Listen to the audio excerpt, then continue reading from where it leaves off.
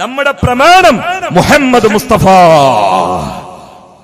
ഇവിടെ വിള്ളൽ വന്നാ ഒക്കെ പോയി. അതുകൊണ്ടാണ് യുക്തിവാദികൾ എവിടെ പിടികൂടുന്നത്. ജബ്ബാർ കൂടുതൽ 5 വക്ത് നിസ്കാരത്തെ പരിഹസിക്കാറില്ല. യുക്തിവാദികൾ ആരും ഹജ്ജിനെ അത്ര വിമർശിക്കാറില്ല, സക്കാത്ത് വിമർശിക്കാറില്ല. ഇവരെല്ലാരും വിമർശിക്കാൻ മുന്നോട്ട് വരുന്നത് അള്ളാന്റെ റസൂലിനെയാണ്. കാരണം എന്താണോ, മോനെ അങ്ങോട്ട് ഓടിച്ചിട്ട് ഇനി എന്ത് ഇബാദത്തും കാര്യമില്ല. ആധാരം കയ്യിൽ നിന്ന് വാങ്ങിയാൽ ഇനി ആഖിറത്തിൽ ഒരു ആനുകൂല്യം കിട്ടൂല. പള്ളിയിൽ പോയിട്ട് നീ പുരയ്ക്ക് പോവാതെ ഇത്തിക്കാഫ് ഇരുന്നിട്ട് സുജൂദ് കിടന്നിട്ട് കരഞ്ഞിട്ട് കാര്യമില്ല. റസൂലുള്ളാഹിനെ സംശയിച്ചാൽ ഈമാൻ തകർന്നു പോയി. ഇത് ചെറുപ്പക്കാരെ, ഞാൻ എന്നോട് നിങ്ങളോടും പറയുകയാണ്, നമ്മൾ സ്വലാത്ത് ഹൽക്കയിൽ പങ്കെടുക്കും, മജ്ലിസ് നൂറിൽ പങ്കെടുക്കും, മദ്ഹുർ റസൂലിൽ പങ്കെടുക്കും, മീലാദാഘോഷത്തിൽ നമ്മൾ ജോറാക്കും. ഇതൊക്കെ പോയിട്ട് രാത്രി വീട്ടിൽ നിന്ന് സോഷ്യൽ മീഡിയ തുറക്കും, എന്നിട്ടാണ്ട് അമർത്തും, എന്നിട്ട് യുക്തിവാദിയുടെ പ്രസംഗം കേൾക്കും. എന്നിട്ട് കുറെ കേട്ടാല് എനിക്ക് എങ്ങനെ തോന്നും, അപ്പൊ അതിലും കുറച്ച് കഴമ്പുണ്ടില്ലേ. ഈ കഴമ്പുണ്ടില്ലേ എന്നുള്ള ഞെളിയലുണ്ടല്ലോ. ഇനി ഈ സുബീക്ക് പള്ളി പോയിട്ട് കാര്യമില്ല. റിസാലത്തിലടാ സംശയിച്ചാൽ നിന്റെ എല്ലാ അമലുകളും തോട്ടിലാണ്. സഫിയ റളിയല്ലാഹു തആല അൻഹയുമായി അല്ലാഹുവിന്റെ റസൂൽ സംസാരിച്ചു കൊണ്ടിരിക്കുമ്പോ 2 സ്വഹാബാക്കൾ അതാ അപ്പുറത്തൂടെ കടന്നു പോവുകയാണ്.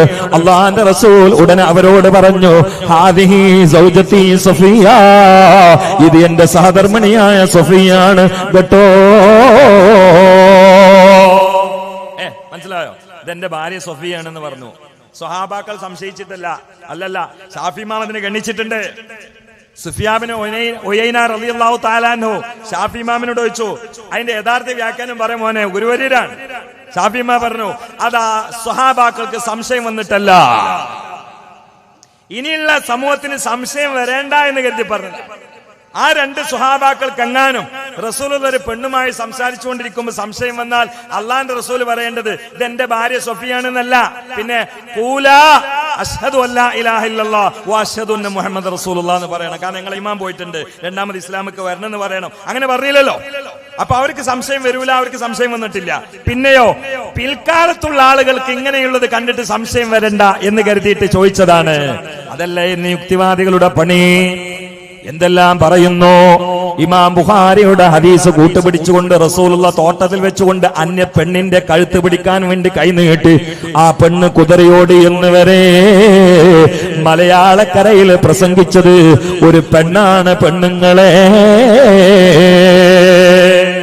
ഒരു പെണ്ണാണ് മഅദല്ലാഹ്.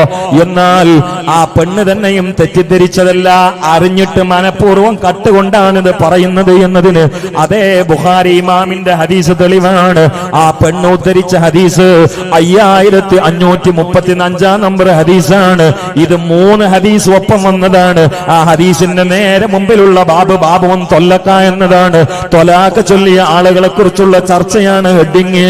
അതിന്റെ നേരെ ചുവട്ടിലുള്ള ഹദീസ്, ഈ പെണ്ണ് അതാ ഒരു തോട്ടത്തിൽ വെച്ചുകൊണ്ട് ഒരു വീട്ടിൽ കയറിയിട്ട് ഒരു പെണ്ണിന്റെ കൈപിടിക്കാൻ വേണ്ടി അള്ളാഹുവിന്റെ റസൂല് ശ്രമിച്ചു എന്നത് ശരിയാണ്. പക്ഷെ അത് റസൂലുള്ള നിക്കാഹ് ചെയ്ത റസൂലുള്ളാഹിന്റെ ഭാര്യയായ പെണ്ണാണ്. അത് കൃത്യമായിട്ട് മനസ്സിലാവും. ആ ഹദീസിന്റെ നേരെ, ഇവള് പറഞ്ഞ ഹദീസിന്റെ നേരെ മുമ്പിലുള്ള ഹദീസാണ് വായിക്കുക. എന്നാ മനസ്സിലാവും ഈ പെണ്ണ് ഏതാണ്. ആ റസൂലുള്ളാഹിന്റെ ഭാര്യയാണ്, പേര് ഉമൈമ എന്നാണ്. അവർ ഇസ്ലാമൊക്കെ വന്ന ആളാണ്. പക്ഷെ എല്ലാം താലം ഖദറൻ നബിയിൽ മുസ്തഫ മുഹമ്മദ് നബിയുടെ മഹത്വം എന്താന്ന് അറിയില്ല. ഇസ്ലാമൊക്കെ കയറി വന്ന പെണ്ണാണ്. ആ പെണ്ണിന്റെ വാപ്പി ഇസ്ലാമൊക്കെ വന്നു. അവര് പറഞ്ഞാണ്, മുഹമ്മദ് നബിയെ എനിക്കൊരു മോളുണ്ട്, നിങ്ങൾ കല്യാണം കഴിക്കണമെന്ന് പറഞ്ഞതാണ്. അപ്പൊ കാണാതെ നിക്കായതാണ്. താൻ നിക്കായത് പെണ്ണിനെ കണ്ടൂടെ. അപ്പൊ ഒരു തോട്ടത്തിൽ കൂടെ പോണ സമയത്ത് ആ പെണ്ണിന്റെ പുര ഇവിടെ എന്ന് മനസ്സിലായി. അപ്പൊ കൂടെയുള്ള സഹാബാക്കളോട് പറഞ്ഞു, നിങ്ങൾ ഇവിടെ നിൽക്കേ, ഞാൻ ഒന്ന് പോയി വരാന്ന്. ആ പോണത് എവിടുക്ക നിങ്ങൾക്ക് മനസ്സിലായില്ല. നിങ്ങൾക്ക് മനസ്സിലായെന്ന് തോന്നുന്നു. ആ പോണ എവിടുക്ക, അത് നിങ്ങൾക്ക് മനസ്സിലായിട്ടില്ലേ? ആ പോണത് എവിടുക്ക? ഞാനും നിങ്ങളും കൂടെ തലാട്ടി അങ്ങനെ തീരുമാനാവോ? പോണത് എവിടുക്ക? റസൂലുള്ളാഹിന്റെ ഭാര്യന്റെ അടുത്തേക്കാ പോകുന്നത്, അന്യ പെണ്ണിന്റെ അടുത്തേക്കല്ല. പോയപ്പോ ശരിയാണ്, റസൂലുള്ളാഹിനെ കണ്ട ആരും ഒന്ന് പേടിക്കൂലേ? അപ്പോ നമ്മളടുത്തേക്ക് ചെറിയ കുട്ടികളൊക്കെ വരുമ്പോ ചിലപ്പോ ഉസ്താദ്മാര് പേടിക്കണ്ടെന്ന് വിചാരിച്ചിട്ട് കുട്ടികളെ നിങ്ങണ്ട് അല്ലെ അങ്ങനെ. അപ്പൊ റസൂലുള്ളാഹിന്റെ ഖദർ മനസ്സിലാക്കിയിട്ട് ആ പെണ്ണ് വറക്കണ്ട. ആ പെണ്ണ് റസൂലുള്ളാഹിന്റെ ഭാര്യയാണല്ലോ. അപ്പൊ ശരി, ഒന്ന് ചേർത്തി പിടിക്കാൻ വേണ്ടി കൈ നീട്ടി. അപ്പൊ ആ പെണ്ണ് എന്ത് ചെയ്തു? ശരിയാണ്,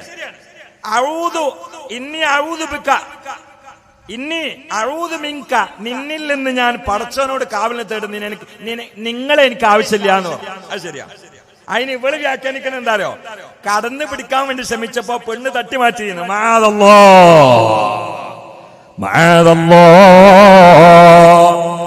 എന്തുകൊണ്ടാണ് ആ പെണ്ണ് റസൂലുള്ളാഹിനോട് അങ്ങനെ പറഞ്ഞത്?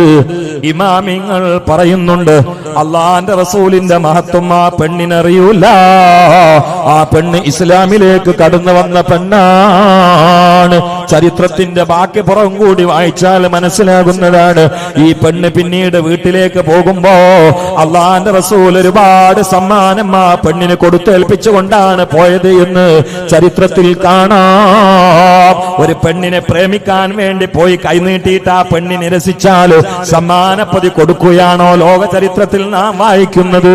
ഇന്ന് നമ്മൾ വായിക്കുന്നത് താൻ മനസ്സിൽ കൊണ്ട് നടക്കുന്ന പ്രണയിച്ച പെണ്ണിനെ കിട്ടാൻ വേണ്ടി റോഡ് സൈഡിലൂടെ ആ പെണ്ണിന്റെ പിന്നാമ്പുറത്ത് നടന്ന് അരികിൽ പോയിട്ട് നീ ഒന്ന് വഴങ്ങുമോ എന്ന് ചോദിച്ചിട്ട് വഴങ്ങാതെ വന്നാൽ അരയിൽ കരുതി വെച്ചിട്ടുള്ള കൂർത്തമൂർത്ത കത്തിയെടുത്തുകൊണ്ട് പെണ്ണിന്റെ കഴുത്തിന് വെട്ടിയിട്ട് പെട്രോൾ ഒഴിച്ചുകൊണ്ട് കത്തിച്ച് ചാമ്പലാക്കുന്നത് ലൈവായി കാണുന്ന സമൂഹമേ, അള്ളാഹുവിന്റെ റസൂല് പെണ്ണിനെങ്ങാനും പ്രണയിച്ചിരുന്നതെങ്കിൽ എനിക്ക് നിങ്ങളെ വേണ്ട എന്ന് പറഞ്ഞുകൊണ്ട് പോകുമ്പോൾ ആ പെണ്ണിന് പലഹാരം കൊടുക്കുമോ, ഈത്തപ്പഴം കൊടുക്കുമോ, വസ്ത്രങ്ങൾ കൊടുക്കുമോ?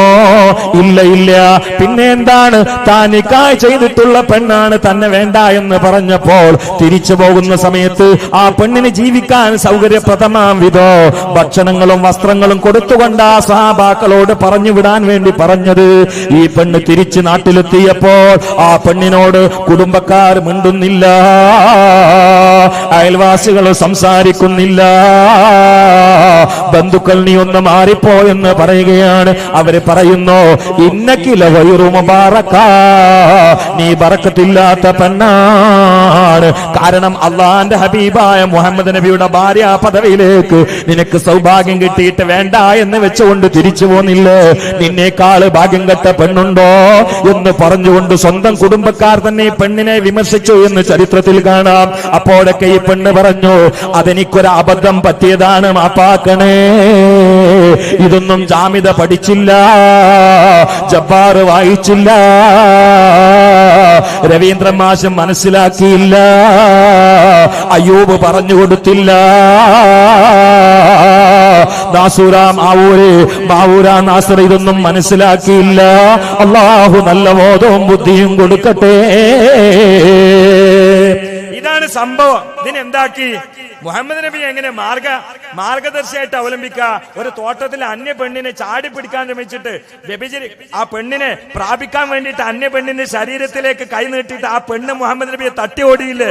ഈ ആളെ മാതൃകാപുരുഷനായിട്ട് അവതരിപ്പിക്കാൻ പറ്റുമോ എന്ന് പച്ചയിൽ പരിശുദ്ധമായിട്ടുള്ള ഇസ്ലാമിന്റെ ഹദീസുകളെ വ്യഭിചരിക്കുന്ന മുഴുവൻ സഹോദരന്മാരും സഹോദരിമാരും ഇത് എന്തിനു വേണ്ടി എന്നത് ഒന്ന് ചിന്തിക്കണമെന്ന് ബഹുമാനത്തോടുകൂടി പറയുകയാണ്. അള്ളാഹുവിന്റെ റസൂൽ ഒന്നുമല്ലെങ്കിൽ 150 കോടി വിശ്വാസികളുടെ മനസ്സിൽ രാജകുമാരനായി പ്രതിഷ്ഠിച്ചുകൊണ്ട് അഭിവാദ്യമർപ്പിച്ചുകൊണ്ട് സർവസ്വമായി വികാരത്തുടിപ്പിൽ കൊണ്ടു നടക്കുന്ന ഒരു നേതാവിന് ഇவ்விதം സമൂഹമധ്യേ പച്ചയിൽ പിച്ചു ചീന്താൻ തൊലിക്കട്ടിയുമായിട്ട് വരുമ്പോൾ ഇത് എന്തിനെ എന്ന് വിമർശിക്കുന്ന ആളുകളൊക്കെ ഒന്ന് ചിന്തിക്കണേ എന്ന് മാത്രം ഈ റബീഉൽ അവ്വലിൽ ഞങ്ങൾ പറയുകയാണ്. അള്ളാഹു എല്ലാവർക്കും നല്ല ബോധം കൊടുക്കട്ടെ. ബിൻ നബിയിൽ മുസ്തഫ മുഹമ്മദ്, നമ്മൾ ഭീകരതന്റെ ആളുകളല്ല, നമ്മൾ വർഗീയതന്റെ ആളുകളല്ല. അങ്ങനെയാണെങ്കിൽ ഇന്നും നിലയ്ക്ക് എന്തൊക്കെ നടക്കണം? ബാബരി മസ്ജിദ് ഉണ്ടായിരുന്ന സ്ഥലത്ത് ക്ഷേത്രം പണിയാൻ വേണ്ടി സുപ്രീം കോടതി അനുവാദം കൊടുത്ത് ഒരു ഇല ഇളകിയോ? ഇതാണ് ഇസ്ലാം. ഒരു അമ്മിക്കുട്ടി ഇളകിയോ? എവിടേക്കെങ്കിലും കല്ല് വാരിട്ട് ആരെങ്കിലും എറിഞ്ഞോ? ഒരു പൂഴി വാരിട്ട് എറിഞ്ഞോ? ഇല്ല. ഇതാണ് ഇസ്ലാം. നമ്മൾ വർഗീയതന്റെ ആളുകളല്ല. പിന്നെ ഏതിലുണ്ടാവും പ്രശ്നം ഉണ്ടാക്കുന്നത്? അവരൊക്കെ കൂലിത്തല്ലിന്റെ ആളുകളാണ്. അത് ഇസ്ലാമിലേക്ക് വരവേക്കേണ്ട കാര്യമില്ല. അത് ഏത് മതത്തിലുണ്ടാവും. ഇസ്ലാം ഇതാണ്. ചിന്തിക്കണേ. ദീർഘമായി പറയുന്നില്ല എന്റെ പ്രിയപ്പെട്ട യുവാക്കളെ, പ്രിയപ്പെട്ട യുവതികളെ. അതുകൊണ്ട് നാം നമ്മുടെ ജീവിതത്തിൽ ഏറ്റവും കൂടുതൽ പഠിക്കേണ്ടതും ഏറ്റവും കൂടുതൽ പകർത്തേണ്ടതും ഏറ്റവും കൂടുതൽ പ്രകീർത്തിക്കേണ്ടതോ മുഹമ്മദുൻ അഷ്റഫുൽ അഅറാബി വൽ അജമി മുഹമ്മദുൻ ഖൈറു മൻ യംശി അലാ ഖദമി മൗലായ സല്ലി വസല്ലം على حبيبك خير الخلق كلهم. സ്വഹാബാക്കളിൽ നമ്മൾ പകർത്തേണ്ടതാണ്. സ്വഹാബാക്കൾക്ക് മുത്തുനബി കേവലം ഇത്തിബായിന്റെ ആളുകൾ മാത്രമല്ല, സ്വഹാബാക്കൾക്ക് മുത്തുനബി ഖുദുവത്തിന്റെ ഇമാമ മാത്രമല്ല, സ്വഹാബാക്കൾക്ക് മുത്തുനബി ഫിദാക അബീ വ ഉമ്മി യാ റസൂലല്ലാഹ് എന്ന് റസൂലുള്ളാഹിന്റെ മുമ്പിൽ വന്നുകൊണ്ട് പറയാത്ത സ്വഹാബിയില്ല. വഫാത്തിന് ശേഷം ഇതേ വാക്ക് പലരും ശറഫാക്കപ്പെട്ട ഖബറിൽ വന്നുകൊണ്ട് പറയുന്നു, ഫിദാക അബീ വ ഉമ്മി യാ റസൂലല്ലാഹ്. വെറുതെ പറയില്ല, അവര് അവകാശവാദം ഉന്നയിക്കല്ല, തെളിയിച്ചവരാ. നമ്മളൊക്കെ സ്നേഹം അവകാശവാദമാണ്. എനിക്ക് ഏറ്റവും സ്നേഹം റസൂലുള്ളാഹിനെയാണ്, അത് അവകാശവാദമാണ്. അത് കുറെ ആളുകളെ പാടത്ത് കാണുമ്പോൾ മൈക്ക് തുറന്നിട്ട് വാ പൊളിച്ചിട്ട് അവകാശവാദം പറയാണ്. സഹാബാക്കൾ അവകാശവാദം പറയില്ല, കൃത്യമായിട്ട് തെളിയിച്ചു കൊടുത്ത ആളുകളാണ്. ഒരിക്കൽ ത്വൽഹത്ത് റളിയല്ലാഹു റസൂലുള്ളാഹിനോട് പറഞ്ഞു, നബിയെ എനിക്ക് ഏറ്റവും കൂടുതൽ ഇഷ്ടങ്ങളോടാന്ന് പറഞ്ഞു, എനിക്ക് ഏറ്റവും കൂടുതൽ ഇഷ്ടങ്ങളോടാന്ന് പറഞ്ഞു. അപ്പൊ റസൂലുള്ളാഹി, നമ്മൾ ചരിത്രം പഠിക്കണല്ലോ, ഹബീബാ നബി സല്ലല്ലാഹു അലൈഹി വസല്ലം ത്വൽഹത്ത് റളിയല്ലാഹുവിനോട് ചോദിച്ചു, അത് പറയുന്നത് ശരിയാണോ ത്വൽഹത്തെ? ശരിക്കും ചിന്തിച്ചിട്ട് പറഞ്ഞാൽ മതി, ആലോചിച്ചിട്ട് പറഞ്ഞാൽ മതി, ശരിയാണോ? അതെ നബിയെ, എനിക്ക് ഏറ്റവും ഇഷ്ടം അങ്ങയോടാ. ഉടനെ അള്ളാഹുവിന്റെ റസൂല് തെളിയിക്കാൻ വേണ്ടിയിട്ട് ആവശ്യപ്പെട്ടു, അങ്ങനെയാണെങ്കിൽ ഞാൻ എന്ത് പറഞ്ഞാലും ഈ കേൾക്കണമല്ലോ, അങ്ങനെയല്ലേ? ഏറ്റവും ഇഷ്ടമുള്ള ആള് എന്ത് പറഞ്ഞാലും കേൾക്കണമല്ലോ, അങ്ങനെയല്ലേ? അപ്പൊ നിനക്ക് ഏറ്റവും ഇഷ്ടം എന്നോടാണെങ്കിൽ ത്വൽഹത്തെ ബാപ്പന്റെ തലെടുത്തിട്ട് ഇങ്ങോട്ട് വാന്ന് പറഞ്ഞു. അങ്ങനെയുണ്ട്, ബാപ്പന്റെ തലെടുത്തിട്ട് ഇങ്ങോട്ട് വാ. നമ്മളാണ് എന്താ ഉണ്ടാകുക, ഇത് പറയുന്നത് വളർത്തതല്ല, തലെടുക്കും, പക്ഷെ വാപ്പാന്റെ ആവില്ല, പറഞ്ഞ ആൾതാണ് ഇക്കാരം. നിങ്ങൾ ഇത് പറയുകയാണെങ്കിൽ വാപ്പന്റെ തലല്ല, നിങ്ങളെ തല തന്നെ എടുത്തരാന്ന് പറഞ്ഞിട്ട് തല ഒന്ന് അവിടെ എടുക്കും, പക്ഷെ അത് വാപ്പന്റെ ആയിക്കൊള്ളണമെന്നില്ല. ഇത് കേൾക്കേണ്ട താമസം ത്വൽഹത്ത് ഒരൊറ്റ ഓട്ട വാള് വരിയിട്ട്. ഇനി ശങ്കിക്കേണ്ട കാര്യമില്ല, സംശയിക്കേണ്ട വിഷയമില്ല. എനിക്ക് ഏറ്റവും ഇഷ്ടപ്പെട്ട എന്റെ അഹബ്ബായ മുഹമ്മദ് മുസ്തഫ സല്ലല്ലാഹു അലൈഹി വസല്ലം പറയാണ് ബാപ്പന്റെ തലെടുക്കാൻ. പിന്നെ എന്താ ഞാൻ ആലോചിക്കണേ, തലെടുക്കാൻ വേണ്ടി ത്വൽഹത്ത് വാള് വരിയിട്ട് ഒരൊറ്റ ഓട്ടാണ്. നിങ്ങൾക്ക് എന്താ തോന്നുന്നത്, തലെടുക്കും തോന്നുന്നുണ്ടോ? അല്ല, ആദ്യം ഇപ്പൊ നിങ്ങളെ മനസ്സൊന്ന് കിട്ടണല്ലോ.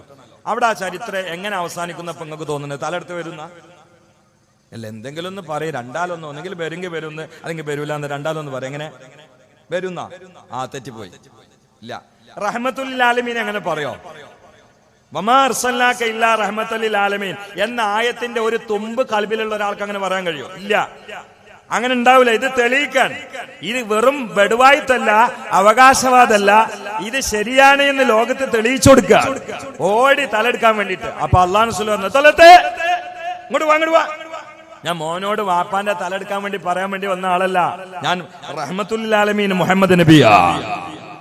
നിന്നൊന്ന് പരിശോധിച്ചാണ് അതിൽ നീ A+ വാങ്ങി ത്വൽഹത്തെ എന്ന് മുഹമ്മദ് മുസ്തഫ. സ്വഹാബാക്കൾ അങ്ങനെയാ, അവരത് തെളിയിച്ചവരാ.